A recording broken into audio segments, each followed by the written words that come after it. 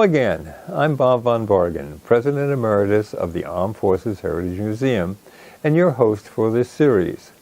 Judith and Jack Young responded to the loss of their son by serving others who have similarly lost loved ones in service to the nation. Judith became a leader in the Gold Star Mothers. She was elected to be national president of the organization and has been a dynamic force to recognize the fallen and to provide support to families coping with the loss of their loved ones. They have been doing this for over 35 years, and yet Judith is dedicated to completing some final tasks before she retires. Let's have her tell us about it. Well, the Gold Star Mothers term began in World War I because of the service flags that were hanging in the windows. The blue star would mean that someone was in the service, and when someone died, they put a gold star over top of it. So they began calling them Gold Star Mothers.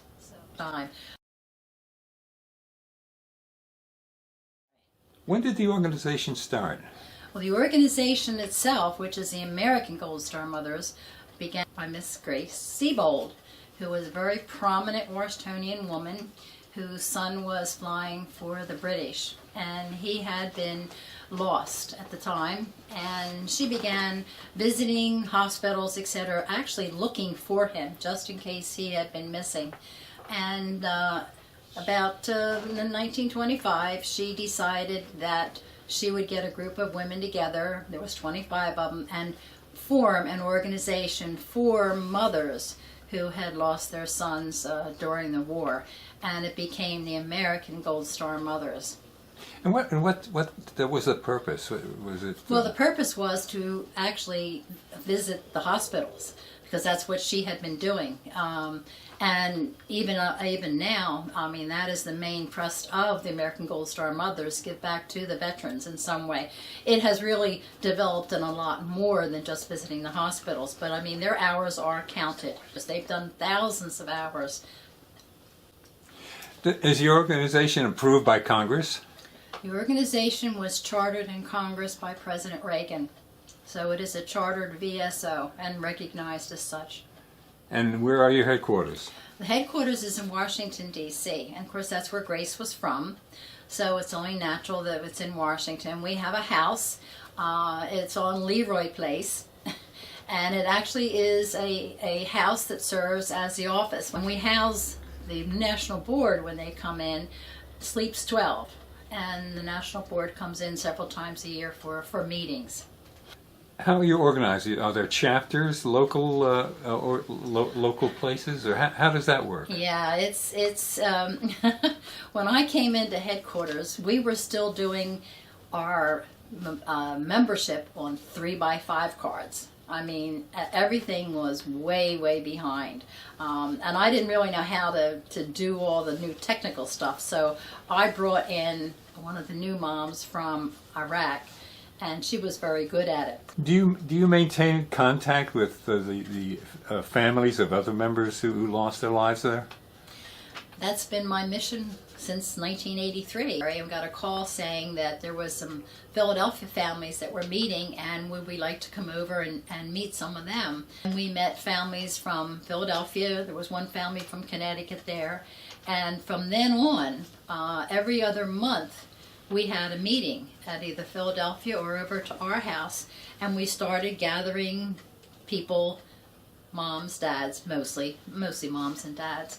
And in probably April or May, this other mom and I kind of connected.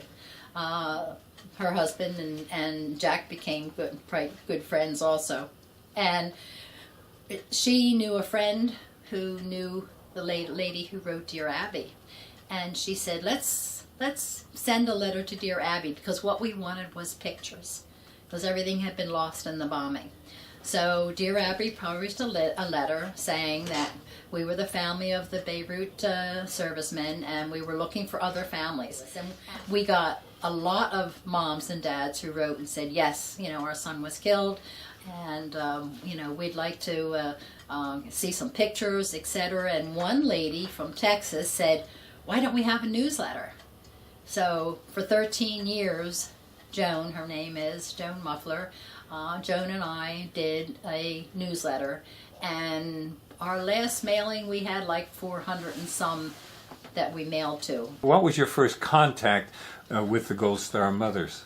How I learned about it was the Philadelphia families who we had been meeting with.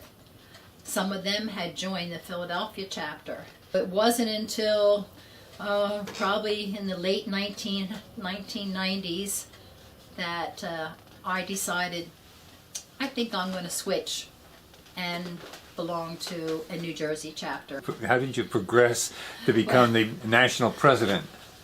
Well, that was actually fairly easy. First meeting, we had 5 people.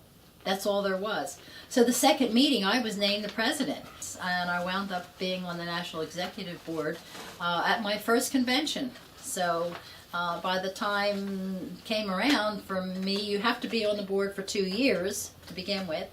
Then after you've been on the board for 2 years, then you can move up to second, then first, and then national president. So I was the first non-Vietnam mom to be a national president.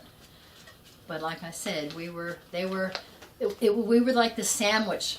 Another mom and I came on together, and we were like the sandwich moms, because our sons were not the Vietnam moms, and we were not the Iraq-Afghanistan moms. So there's that big 30-year span in there that there were no moms coming in. I went to my first convention with one of the New Jersey moms who was a past national president, and they immediately wanted me to be on the National Executive Board because they were running out of moms. Tell us about the Gold Star Mothers Memorial. Well, when I was on the National Executive Board, we had a fellow in New York wanted to have a monument. So our the mom who was a national president, who was from Long Island, her and a couple other moms went over, and they had a series of statues, etc., that had been submitted. And they picked this particular statue by Andrew Chernak, who's a Vietnam veteran from Pennsylvania. And this was going to be put in a veterans park. So actually that was the last thing I did when I was national president. I dedicated this monument. It is a picture, it is a statue of a woman who is depicting World War II. She has the dress of a World War II. She is holding a telegram, because that's the way they inform people during World War II. And that was chosen because in World War II, that was the largest amount of casualties. So that's why she was chosen. The sculptor's wife was the woman who actually posed for the sculpture. So we had that dedicated, and I happened to mention at the dedication that it would really be nice if we had this statue in other places, so that people would, as soon as they see her, I call her Our Lady, as soon as I saw Our Lady, they would know that she was a Gold Star Mother.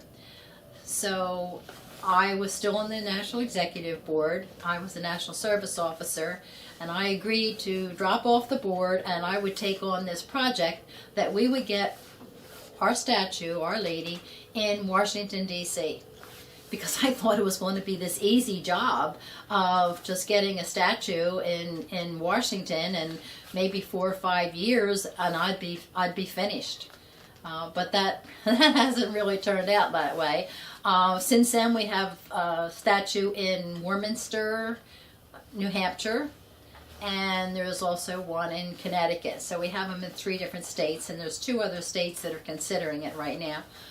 So in 2007, I started with the fundraising, and Andrew, the sculptor, the 2 of us decided this was going to be our project. We had no idea how much political that you had to go through to begin with. 3 bills passed, and John Runyon got the last bill passed. I formed the Gold Star Mothers National Monument Foundation and incorporated in New Jersey. We are now going to be in Arlington National Cemetery, just waiting for the National Park Service basically to turn around and say, this is the spot, this is theirs. Did Congress authorize any money to pay for this? No. Congress does not allow us to have any federal funds, and it had it right in the bill that there would be no federal funds for this project. We have been fundraising. We started with our pin, we have a patch, and then we do have a fundraiser out of New York, and she at this point has obtained the AFL-CIO out of Washington, their Veterans Division, and they will be doing fundraising. It's been estimated it's going to cost around $8 million.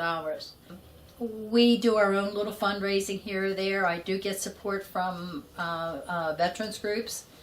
Our biggest veterans group, and they're not a veterans group actually, is Rolling Thunder. And Rolling Thunder, of course, national headquarters is in New Jersey. Artie Muller is on my board, and they support us every year with a nice check, and that kind of keeps us going. The Rolling Thunder has been fantastic to the Gold Star Mothers. The idea is to educate the people who come through Arlington that this is going to be called the Gold Star Mothers Family Monument, because the focus now is on family. And even though she will be, Our Lady will be the main statue in this memorial, there will be other things called reliefs, and that is what the architect his sculptor is working on, and they will be depicting various things that attribute to the family. Now, after all these years, Judith Young continues to struggle against Washington's bureaucracy in her quest to erect a Gold Star Mother statue in Arlington Cemetery. She's working to gain congressional support for this unquestioned tribute to families who have lost loved ones in service to the nation. The issue is stalled by the diversive politics now rampant in Washington today. The Armed Forces Heritage Museum is highly supportive of this endeavor. In fact, the museum is currently working with the New Jersey VFW Auxiliary to produce a documentary on Gold Star families. The documentary will show memorials and monuments in the state and interview Gold Star families to learn about their experiences. Stand by for its release when the pandemic passes and we're able to get out to accomplish these interviews. So what's next in the sequence of living history serials? The Armed Forces Heritage Museum is pleased to present the story of Howard Brooks. Howard Brooks was an electrician's mate aboard the USS Houston at the start of World War II. He survived the sinking of the Houston in April of 1942 and subsequently became a Japanese prisoner of war until the war ended in 1945.